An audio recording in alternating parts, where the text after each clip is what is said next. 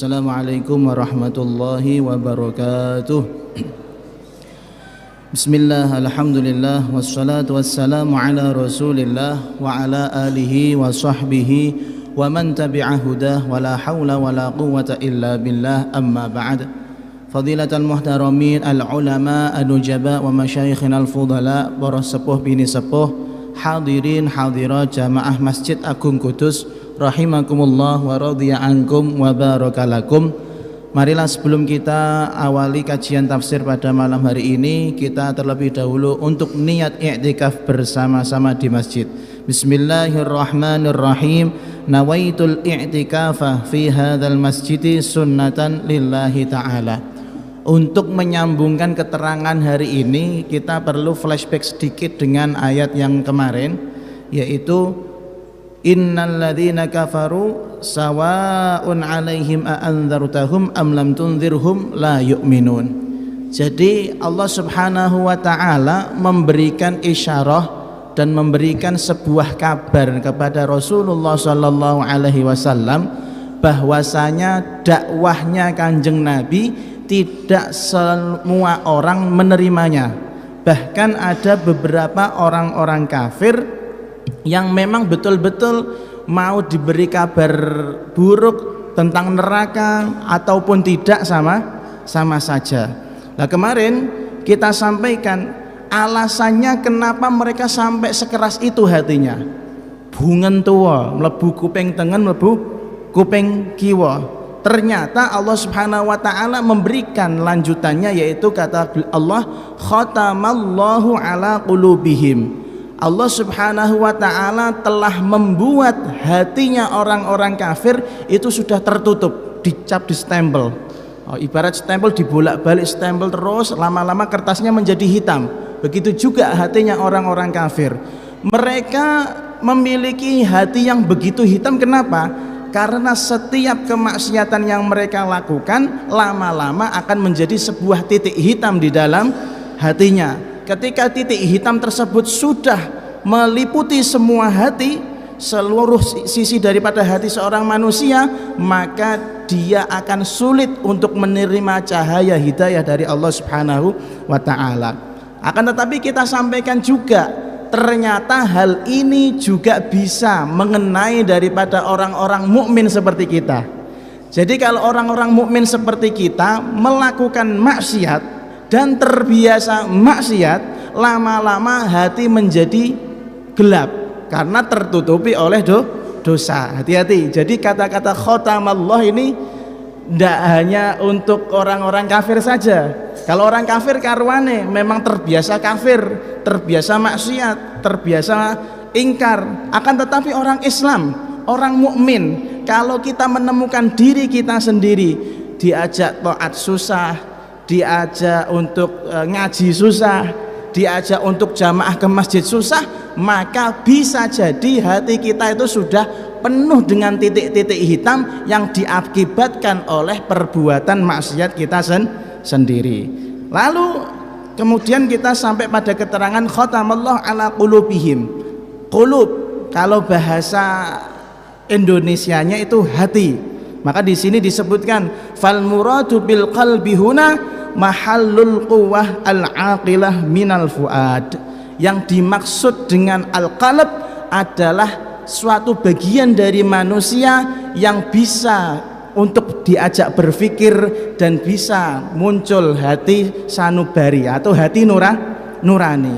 Maka di situ disebutkan wa hadzal qalb huwa alladhi yahsulu bihil idrak wa turtasamu fihi al-ulum wal ma'arif ay wa huwa al-aql. Hati yang dimaksud di dalam ayat ini bukan organ tubuh manusia yang bisa diambil, itu bukan, akan tetapi adalah bagian dari manusia yang mana dengan organ tersebut, bagian tersebut, manusia bisa mendapatkan ilmu, manusia bisa mendapatkan pengetahuannya. Dengan kata lain, hati yang ada di dalam ayat ini bermakna al-aqlu, bermakna akal, bukan hati yang hati ini ku bisa ya ati rempelo ati niku mboten ya. Nek rempelo ati gawe napa jenenge sambal goreng, sambal opor sedap ya.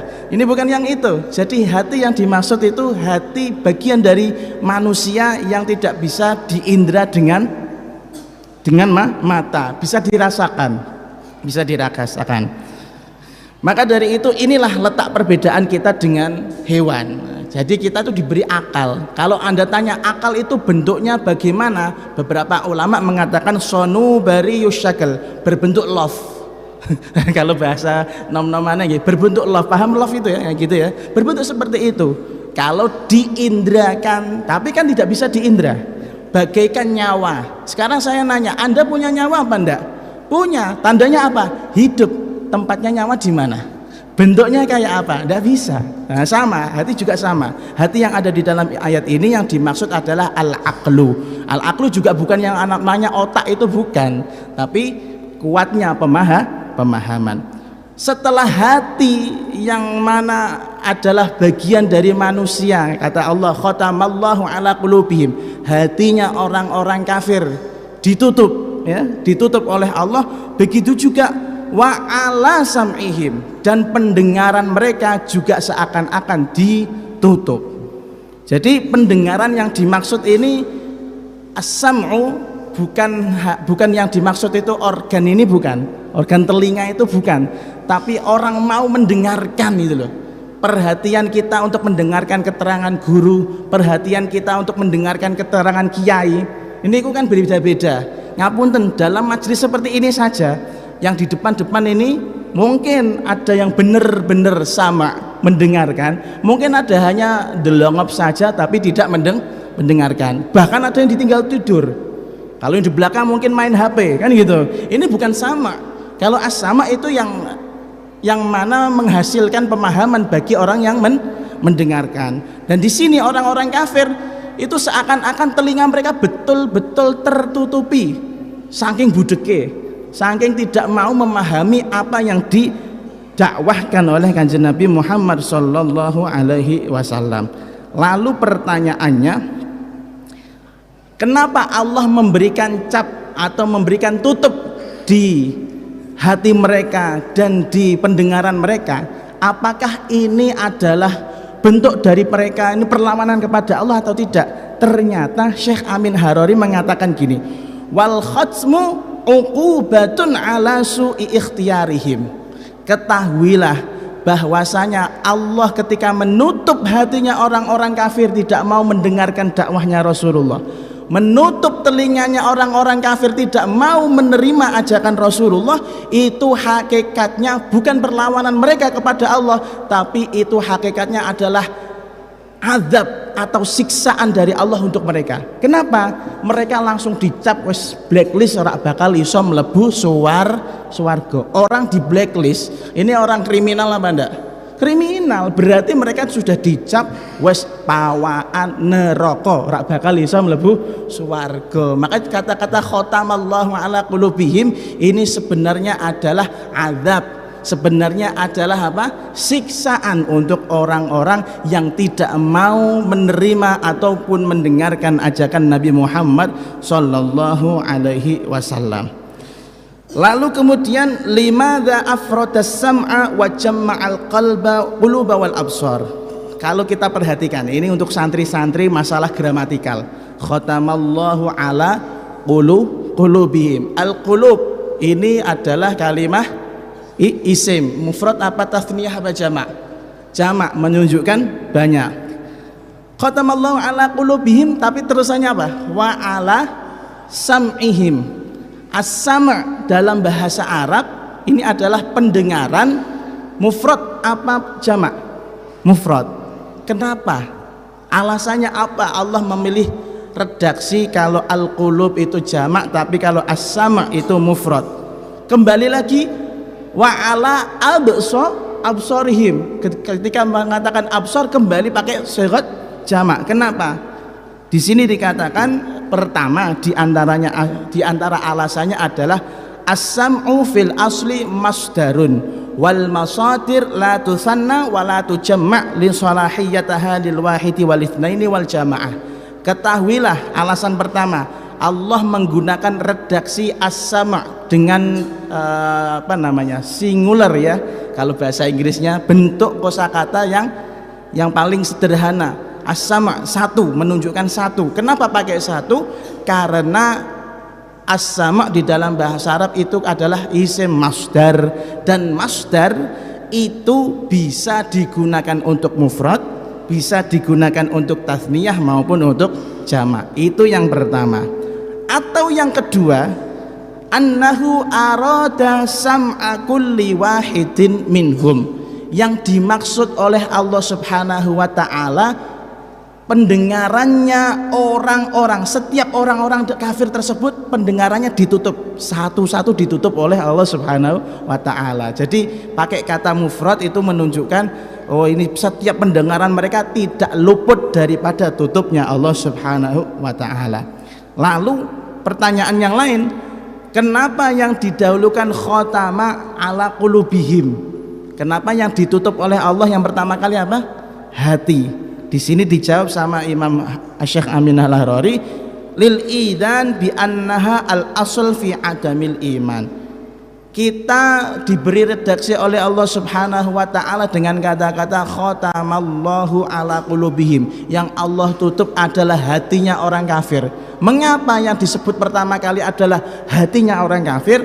Karena aslul iman, aslu adamil iman itu karena di situ. Mereka sumber pertama kali tidak mau iman itu dari dalam hatinya. Tidak mau beriman itu dari dalam hati. Bukan mengatakan oh pendengaran mereka tidak beriman, enggak, salah. Mata mereka tidak beriman, salah. Hati mereka yang tidak beriman.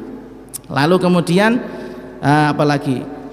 Kenapa yang didahulukan as-sama? Ya, kan tadi wa khatamallahu ala qulubihim wa ala sam'ihim. Kenapa yang didahulukan as-sama, pendengaran? Kok bukan absar dulu, penglihatannya orang-orang kafir? Qalu, para ulama mengatakan as-sam'u afdalu minal basar. Pendengaran itu menurut Al-Qur'an lebih mulia, lebih tinggi derajatnya daripada penglihatan. Karena yang pertama, li'annahu ta'ala haitsu dzakarahuma qaddamas sam'a 'alal basar. Karena Allah sendiri di dalam Al-Qur'an menyebutkan wa 'ala sam'ihim terlebih dahulu daripada 'alal absar, ya enggak? Jadi pilihan Allah itu paling tepat. Itu alasan yang pertama. Yang kedua, as-sam'u syartun nubuwah. Mampu mendengarkan sesuatu itu adalah syarat daripada, salah satu syarat daripada menjadi nabi. Makanya nabi itu tidak ada yang budek. Gimana jadinya kalau nabi budek? Ngapunten, ketemu malaikat Jibril ngah-ngoh, akhirnya nggak mendapatkan wahyu. Logikanya seperti itu. Makanya nabi itu nabi itu pasti nggak budek, pasti mereka bisa mendengarkan. Lah orang kafir nggak mau mendengarkan, berarti mereka budek. Nah itu. Terus yang ketiga, wali annas sam'a wasilatun ila istikmalil aqli bil ma'arif. Bahwasanya pendengaran itu adalah salah satu untuk melengkapi informasi-informasi ilmu yang ada di dalam diri kita, yang ada di dalam akal kita.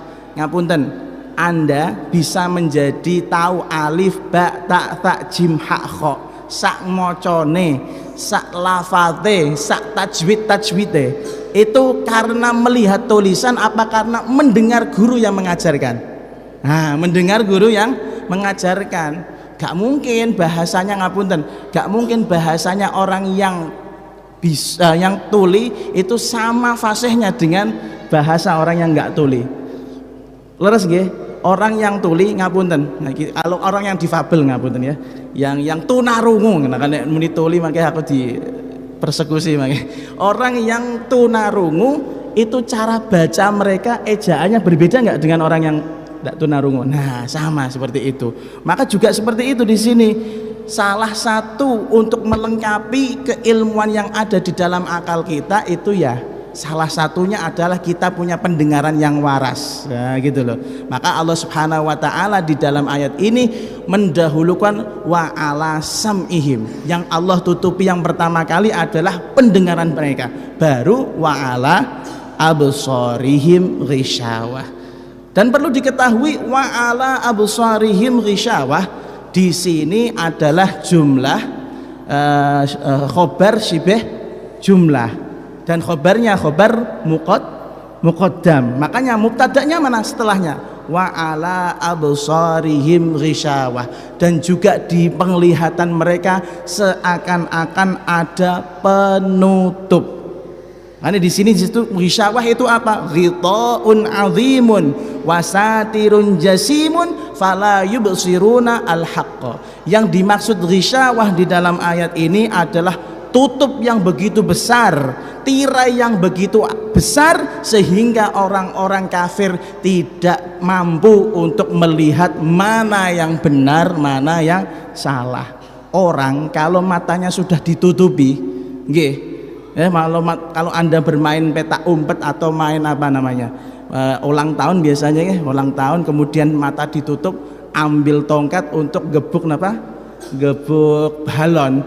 Sering luputnya apa sering kenanya? Sering kena. Ya betul, kena orang yang ada di depannya. Loh kan, saking nggak ngertinya ada balon di mana tempat itu hadiah berada. Lah sama, begitu juga orang-orang kafir, Allah Subhanahu wa taala tutup sekalian mata mereka sehingga mereka tidak tahu bahwasanya yang diajarkan oleh Kanjeng Nabi Muhammad sallallahu alaihi wasallam adalah al-haq, yaitu hal yang benar, hal yang betul. Makanya di sini wal muradu biha ihdatsu halatin taj'alu absarahum bisababi kufrihim la tajtalil ayat al mansubah fil anfusi wal afaq. Yang dimaksud ghisyawah di dalam ayat ini yaitu Allah menciptakan sebuah keadaan kepada matanya orang-orang kafir yang mana mereka sendiri tidak menyadari bahwasanya di depan mereka, di dalam diri mereka, di sekitar mereka itu ada ayat-ayat tanda-tanda keagungan Allah Subhanahu wa taala. Makanya kalau ada orang-orang yang mulhidin, orang-orang yang ateis, itu kalau mereka menanyakan eksistensi wujudnya Allah Subhanahu wa taala, tanya balik sama dia sendiri, kamu tahu ndak asal usulmu dari mana? Kalau dia menjawabnya Pithecanthropus erectus, ya nenek moyangnya dari bangsa monyet, ya kalau mengatakan seperti itu, DNA-mu itu gimana? Kok betul kok tahu kalau kamu ini nasabnya sampai hewan? Apa utekmu nggak main itu? Nasabnya dinasabkan kepada siapa? Kera bangsa monyet, ya nggak masuk akal toh. Gak masuk akal. Makanya orang-orang yang mulhidin itu gampang untuk bikin mereka yakin adanya eksistensi Tuhan. Dekatkan aja sama jurang. Kira-kira masih takut apa enggak ya? Kira-kira masih takut apa? Tidak pun. Lalu kemudian ghisyawatun, ini kembali lagi masalah gramatikal Arab. Ghisyawatun ini pakai isim yang nakiroh, ngapunten, isim nakiroh. Tahunya nakiroh karena ada tanwin. Kenapa Allah Subhanahu wa taala pakai dengan isim nakiroh? Kok enggak wa ala absarihim al ghisyawah, pakai al ma'rifat? Di sini disebutkan sama Syekh Amin Harari, anna ala absarihim darban minal ghisyawah kharijan mimma yata'arafuhun nas wa hiya ghisyawatut ta'ami 'anil ayat. Allah Subhanahu wa taala menggunakan isim nakirah itu menunjukkan bahwasanya di matanya orang-orang kafir terdapat tirai, terdapat tutup yang tidak dikenali oleh manusia. Jadi tirainya itu bukan tirai yang kelihatan, tirai yang maknawi. Seakan-akan mereka itu ada ayat tentang wujudnya Allah, mereka nggak tahu. Saking gedenya tirai yang ada di hadapan mereka. Wahya ghisyawatut ta'ami 'anil ayat, yaitu penutup yang membuat mereka buta terhadap ayat-ayat kekuasaan Allah Subhanahu wa taala. Sampai sini paham ya insyaallah. Lalu kemudian pertanyaan yang terakhir, wa inna ma khassa subhanahu wa ta'ala hadhil a'dha ats-tsalatsah bidzikr. alasan Allah Subhanahu wa taala di dalam ayat ini mengatakan Allah tutup pertama apa? Hati mereka. Kemudian Allah tutup apa? Pendengaran mereka. Yang ketiga Allah tutup mata mereka. Kenapa tiga ini saja yang disebutkan di dalam ayat ini? Pertama, ada ulama mengatakan gini, li'annaha turuqun lil ilmi. Tiga anggota badan tersebut atau tiga bagian dari manusia tersebut, hati, pendengaran, penglihatan, ketiga-tiganya adalah turuqun lil ilmi, jalan untuk orang menjadi tahu. Orang kalau budek gak bisa mendengar akhirnya sesat. Orang kalau picek gak bisa melihat akhirnya jatuh ke jurang. Orang kalau sudah gak punya hati sudah sama dengan hewan. Makanya ngapunten, orang kalau sudah nggak punya hati, nggak punya rasa kasihan atau tidak mau melihat mana yang salah mana yang benar, akhirnya kelakuannya tidak jauh dengan yang namanya hewan. Kadang lebih terhormat hewannya daripada manusianya. Maka betul dikatakan turuqun lil ilmi. Hati, pendengaran dan mata adalah jalur aksesnya masuknya ilmu kepada dalam manusia. Nah, salah satunya ada yang pakai penglihatan, ada yang pakai pendengaran. Itu yang pertama. Lalu yang kedua, di dalam kitab Taisir disebutkan bahwasanya inilah cara Allah al-khitab li'annal khitab kana bisti'mali hadhihi tsalatsa fil haqq.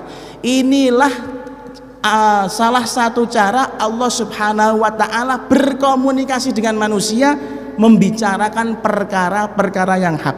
Di dalam Al-Qur'an Allah sering mengatakan afala ta'qilun, apa kamu enggak punya otak? Apa kamu enggak pernah berpikir? Berarti pakai apa? Hati atau akal. Yang kedua, afala tubsirun, apa mata kalian itu buta? Picek tapi ya sampean, kan gitu. Berarti yang digunakan adalah mata. Afala tasmaun, apa kalian enggak itu apakah kalian itu budek ya? Gitu. Apa kalian enggak mendengar bahwasanya ini semua yang disampaikan oleh Nabi Muhammad adalah perkara yang hak. Jadi makanya di dalam ayat khatamallahu ala qulubihim ini mengingat Allah seringkali khitab, berbicara dengan manusia dengan ayat-ayat tersebut. Afala taqilun, afala tubsirun, afala tasmaun. Lalu kemudian ayat ditutup dengan kata-kata Allah, firman Allah, setelah mereka ditutup mata mereka, ditutup hati mereka, ditutup pendengaran mereka, apa yang terjadi akibatnya? Walahum adzabun azim. Bagi mereka akan mendapatkan azab yang agung. Apa itu azab yang agung? Ai adzabun syadid la yanqati' bisababi kufrihim wa takdzibihim bi ayatillah. Yang dimaksud siksa yang agung adalah siksaan yang tiada henti-hentinya untuk mereka karena mereka kafir, karena mereka menganggap bahwasanya ayat-ayat dan dakwaan Kanjeng Nabi Muhammad SAW itu adalah bohong. Hati-hati berarti. Lah kita ini sudah dikasih tahu sama Allah Subhanahu wa taala akibatnya orang-orang kafir itu di mana? Di neraka atau diadab sepedih-pedihnya. Bagi kita yang mukmin, bagi kita yang merasa mukmin, jangan merasa pede terlebih dahulu. Ya, jangan merasa pede terlebih dahulu. Seperti kata tadi saya, di dalam riwayat yang lain, hadis Kanjeng Nabi riwayat Tirmidzi, seorang hamba yang mukmin, yang muslim itu hatinya bisa tertutup karena dia terlalu banyak melakukan apa? Dosa. Berarti kita tuh melakukan dosa ini kalau selama-lama menghalalkan dosa, lama-lama juga nanti masuk neraka atos-atos. Lalu kita bahas dari segi bahasa. Siksa al-adab secara bahasa isalul alam inal hayawan ala wajhil hawan, yaitu membuat hewan-hewan atau makhluk hidup merasa kesakitan tapi dengan cara yang hina. Ini cah cilik-cilik mungkin sampean ngoperasi kodok, nemu kodok di jalan, wah ayo kita operasi ya, itu namanya adab itu, hati-hati. Pernah ya? Nah, Alif tahu. pernah juga ada cicak, lalu kemudian cicak di dalam kloset sampai gebyur sampai hilang sak tai-tainya ya. Nah, itu termasuk bagian daripada azab. Intinya azab secara bahasa adalah membuat sakit makhluk hidup, baik itu manusia atau hewan apapun itu, tapi dengan cara penghinaan. Nemu kodok pinggir jalan, wah dioperasi, sok-sok jadi dokter ya, ada ya. Nah, saya juga pernah waktu kecil ya. Tahu gitu saya nggak melakukan ya. Tapi wasumiyal adzabu adzaban, ketika siksa itu diistilahkan oleh Al-Quran dengan kata-kata azab, itu dari kata azbun, dari kata apa? Tawar. Azbun, al-ma'ul azab, air yang tawar. Terus hubungannya dengan siksa bagaimana? Wa yuqalu a'dzaba 'ani syai'i ay idza amsaka anhu li'annahu yamna'u 'anil jinayah idza ta'ammala al-aqilu fiha.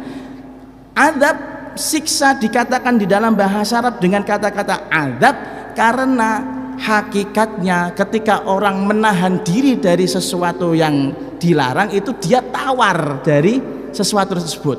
Anda misalnya menghindari makanan-makanan yang manis, itu namanya juga adab. Itu namanya juga adab, tapi adab dari segi bahasa, menawarkan, membuat diri ini menjadi tawar, terhindar dari yang namanya gula atau hal-hal yang manis. Makanya disebut di sini li'annahu yamna'u 'anil jinayah idza ta'ammala al-aqilu fiha. Azab dikatakan azab karena orang yang punya akal pasti akan menghindari akibat daripada kemaksiatan yang dilakukannya. Maka ketika orang menghindari kemaksiatan, itu namanya orang yang nggak kena azab, nggak kena siksa. Atau waqila innama summiya bihi li'annahu jazaa'u masta'dzabahul mar'u bi tab'ihi. Atau azab itu artinya tawar, enak. Kenapa enak? Karena orang yang mendapatkan siksa itu merasakan bahwasanya kemaksiatan yang dilakukannya itu nikmat. Nah, gitu loh. Paham nggih? Kemaksiatan dan pelanggaran yang dilakukannya itu rasanya nikmat. Makanya azab itu namanya artinya manis atau tawar, menyegarkan. Dan orang kena azab berarti karena sudah menganggap amal perbuatannya sah sesuai hawa nafsunya, nikmat. Makanya orang zina, orang maling, orang korupsi itu enak karena dia menganggapnya sesuatu pelanggaran tersebut adalah hal yang menyenangkan, akhirnya kena azab pun. Lalu kemudian walahum adzabun azim. Kita bahas masalah al-azim. Kata azim artinya secara bahasa agung. Kenapa Allah Subhanahu wa taala pakai bahasa azim?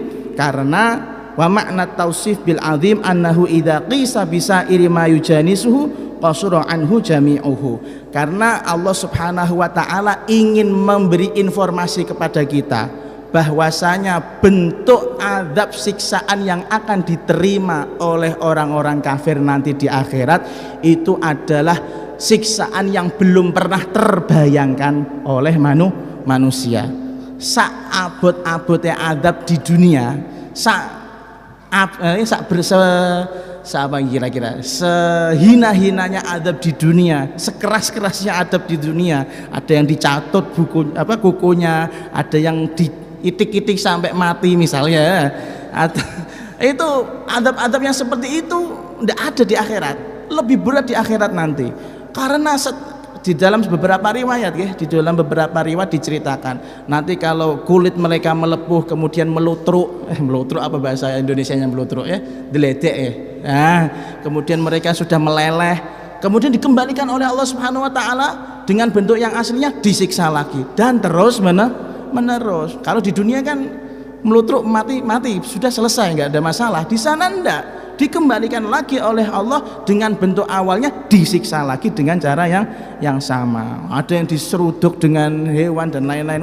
Pokoknya naudzubillah min dzalik.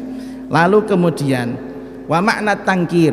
Di sini kita perhatikan Allah Subhanahu wa taala menggunakan redaksi adzabun azimun. Kembali lagi, azimun dari kata isim menggunakan bentuk nakirah. Kenapa? Annalahum minal alamin naw'an aziman la ya'lamu kunhu illallah.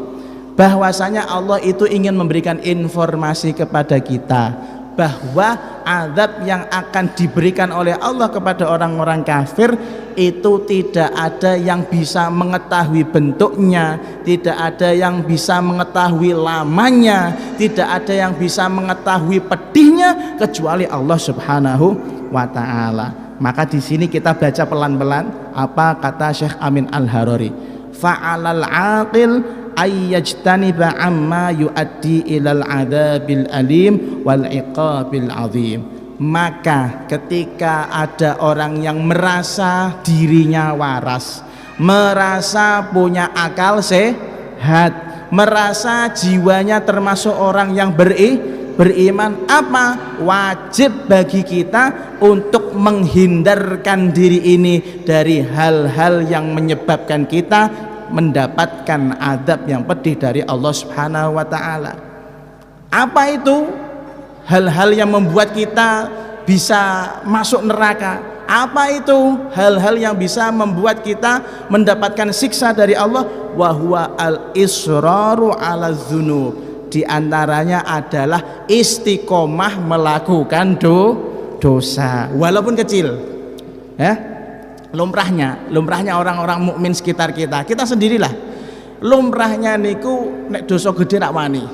Zina ndak berani, membunuh ndak berani. Lalu apalagi merampas hak orang lain mungkin ndak berani. Tapi berbohong gampang. Tapi apalagi gosop cah pondoke, gosop gampang. Ngambil jatah lauknya temennya gampang. Kemudian ini anak baru ya, anak baru. Ada seniornya yang apa? Yang ngusilin anak-anak kecil, yang ngusilin santri-santri baru gampang. Ternyata dosa-dosa kecil ini tuh sering kita anggap remeh. Al-israru 'ala dzunub. Seperti halnya madani atau madani ini apa nggih? Menghina nggih. Menghina teman dengan panggilan yang enggak sewajarnya. Ngapunten kayak Agis itu diundang sukek loh. Ya Allah, ngapunten kalau disebutkan di sini maknanya luar biasa azim ini. Singkatan sukek ya Allah. Ini orang yang menciptakannya ini tidak kerasa kalau ini menjadi sebuah adat, akhirnya dosa al-israru 'ala dzamb. Yang akhir-akhir kan tidak tahu kenapa artinya suka itu apa, kan tidak tahu kan. Hati-hati, al-israru 'ala dzunub. Bisa jadi karena hal-hal remeh seperti itu orang yang nggak ridho masuk neraka kita. Naudzubillah min dzalik. Wal ikbabu 'ala iqtirafil khati'ati wal uyub. Dan begitu juga tidak menghindarkan diri dari yang namanya kesalahan dan aib-aib. Makanya kita ini dosa-dosa kecil kalau bisa dihindari sebisa mungkin. Ada teman ngajak ghibah, ajak kegeprek gitu loh, biar lupa ya. Ada teman ngajak apalagi main PS pelanggaran di pondok, ajak ngaji darusan. Masya Allah soleh sekali Anda ya. Yeah. Lalu kemudian kita tahu bahwasanya untuk menghindarkan diri dari neraka kita harus terhindar juga dari perbuatan maksiat. Tapi kesalahan-kesalahan manusia atau dosa-dosa yang dilakukan manusia itu ada sumbernya. Makanya di sini disebutkan Syekh Amin Al-Harari, wa ummahatul khotoya thalathun. Sumber kesalahan manusia ada 3 hal. Yang pertama al-hirsu, yaitu terlalu beronto, geragas ya, kalau nggak paham ya, geragas. Yang kedua al-hasadu, iri dengki. Yang ketiga al-kibru, takabur. Kita breakdown sedikit demi sedikit.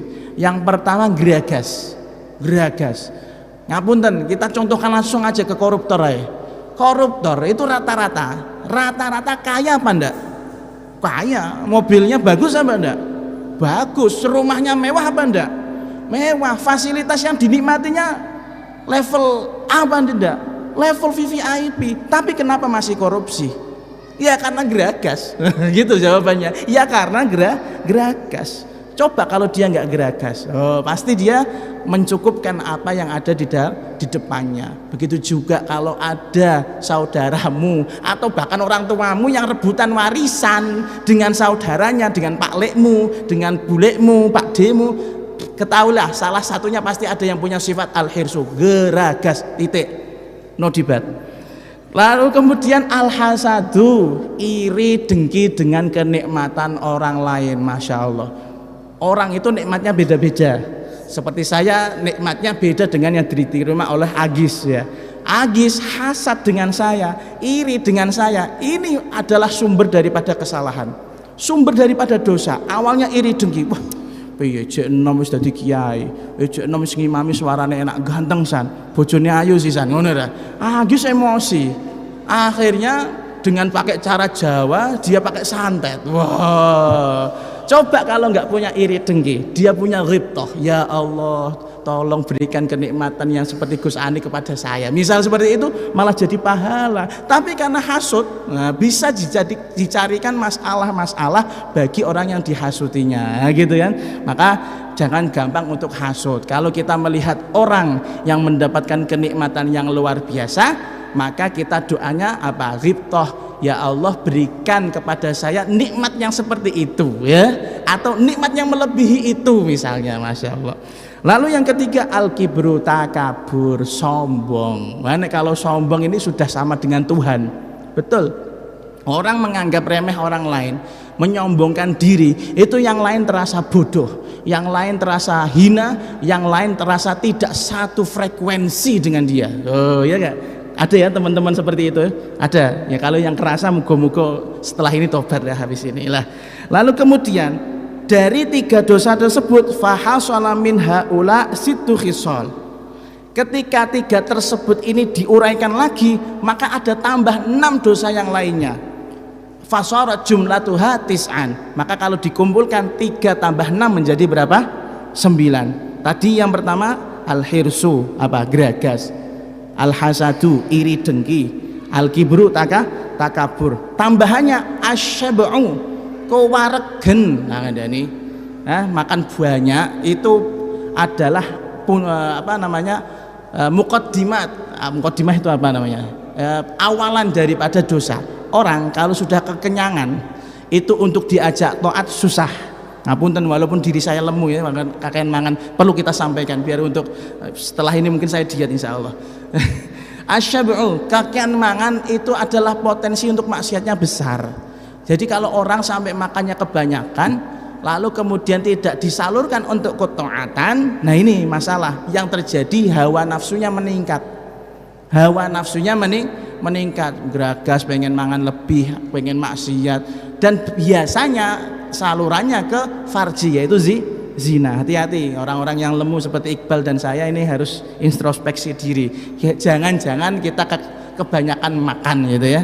Lalu yang kedua, ini semua orang an-naumu, kakean turu. Nah, orang yang kebanyakan tidur ini porsi atau apa namanya, potensi untuk melakukan atau meninggalkan ketaatan itu banyak. Wong turu iso sholat no kader, nggak bisa. Orang tidur itu bisa ngaji apa ndak bisa. Mungkin wujudnya ngaji tapi tidur ya nggak ngaji. Mungkin wujudnya ikut Jumatan mendengarkan khotib ya nggak dapat khotbah apa-apa ya gitu. Jangan terlalu mudah tidur. Warrohah, selanjutnya adalah terlalu leha-leha loh. Duit-duit akeh, leha-leha, 6 sisan. Buat apa uangnya kalau bukan untuk foya-foya. Mungkin awalnya mencoba minuman bersoda, enak.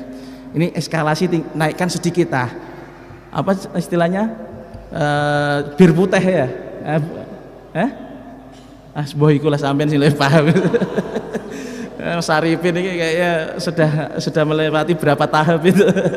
Enggak ya? Awalnya dia coba-coba dengan sedikit, akhirnya menjadi pecandu narkoba. Makanya hati-hati. Orang muda punya uang banyak, wah potensi maksiatnya luar biasa. Apalagi jomblo sisan, waduh tambah meneh. Sing lak jomblo kakean maksiat apa nek jomblo. Yang selanjutnya adalah yang menjadikan manusia banyak maksiat, hubbul mal, gila harta. Tenan ini banyak, ini kasusnya banyak. Dan ini kiai juga kena loh, apalagi kiai ini malah lebih berpotensi untuk hubbul mal daripada orang miskin. Orang miskin karuannya hubbul mal untuk apa? Untuk memenuhi kebutuhan. Kalau orang kiai, wah nggak bisa. Kalau dia hubbul mal, cari bisaros akeh-akeh, kan gitu kan? Cari bisaros banyak-banyaknya. Jangan dikira jadi kiai itu tidak akan hubbul mal. Wah, malah semakin potensinya lebih besar. Ya, jadi dulu sugih ku watake gara-gara hubbul mal juga disuudoni. Ngonten Gus Aska. Ya, gitu ya. Lalu kemudian hubbul jah, gila hormat atau gila tahta. Kalau kita lihat, kita fair-fairan mawon, dan ini menyeluruh, ndak hanya di tingkat-tingkat pemerintahan, bahkan yang tingkatannya ketua takmir masjid, contoh ya, ketua takmir masjid atau kepala madrasah. Ini kalau hubbul jah itu ada. Dan Anda nggak usah menyebut nama lah ya.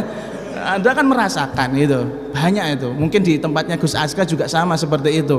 Hubbul jah. Orang yang kalau sudah hubbul jah, gila pangkat, semua cara dihalalkan. Bagaimana mendapatkan posisi tersebut? Ndak mandang dia kiai, ndak mandang dia seorang yang lulusan magister atau bahkan doktor. Sama aja, karena punya rasa hubbul jah.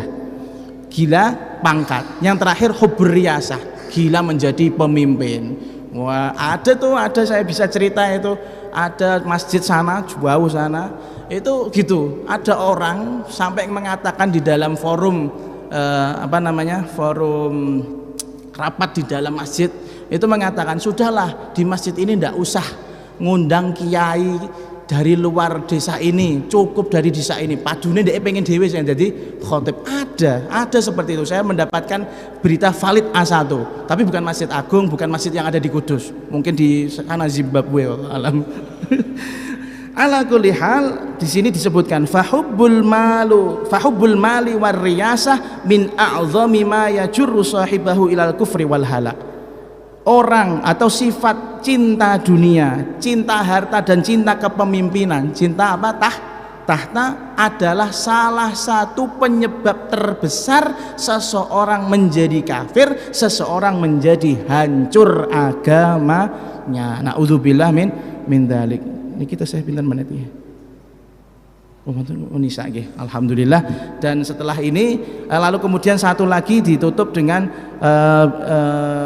keterangan dari Syekh Amin Al-Harari, khatamallahu, Allah menutup hati, menutup mata, menutup pendengaran orang-orang kafir. Di sini maknanya bisa dua. Yang pertama adalah betul-betul Allah memberi informasi kepada Kanjeng Nabi bahwasanya orang-orang kafir itu bungen tua, atau yang kedua annahu du'aun alaihim, itu adalah bentuk daripada ndongakno elek kanggo wong-wong kafir. Wallahu a'lamu bissawab. Bismillahirrahmanirrahim. Alhamdulillahirabbil alamin. Allahumma shalli wa sallim ala sayyidina Muhammad wa ala alihi washabihi ajma'in. Rabbana anfa'na bima 'allamtana, rabbi 'allimna alladhi yanfa'una, rabbi faqihna wa faqih ahlana wa qarabatin lana fi dinina ma'a ahli al-qutri untha wa dzakar, rabbi waffiqna wa waffiqhum lima tartadi qawlan wa fi'lan karama, warzuqil kulla halalan da'ima wa akhilla atqiya ulama, nuhdha bil khairi wa nukfa kulla syarr, rabbana waslih lana كل الشؤون وأقر بالرضا منك العيون واقض عنا ربنا كل الديون قبل أن تأتينا رسل المنون واغفر استر أنت أكرم من ستر وصلاة الله تغشى المصطفى من إلى الحق دعانا والوفا بكتاب فيه للناس شفاء وعلى الآل الكرام الشرفاء وعلى الصحب المصابيح الغرر اللهم اهدنا بهداك واجعلنا ممن يسارع في رضاك ولا تولنا وليا سواك ولا تجعلنا ممن خالف أمرك وعصاك وحسبنا الله ونعم الوكيل ولا حول ولا قوة إلا بالله العلي العظيم يا ربنا اعترفنا بأننا اقترفنا وأننا أسرفنا على لظى أشرفنا فتب علينا توبة تغسل لكل حوبة واستر لنا العورات وآمين الروعات واغفر